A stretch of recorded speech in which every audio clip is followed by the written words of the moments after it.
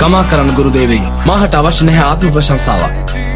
නමුත් සිද්ධාර්ථට වඩා ධනවත් මමයි. මාතරම් ලෞකික යසීසුරු අත්හලායෙක් තවත් මෙහි සිටිනවද ගුරුදේවයිනි? අංග දේශයේ ධනවත්ම ව්‍යාපාරිකයාගේ පුත්‍රයා මම. ඔහු තමයි සිද්ධාර්ථ ගෞතම.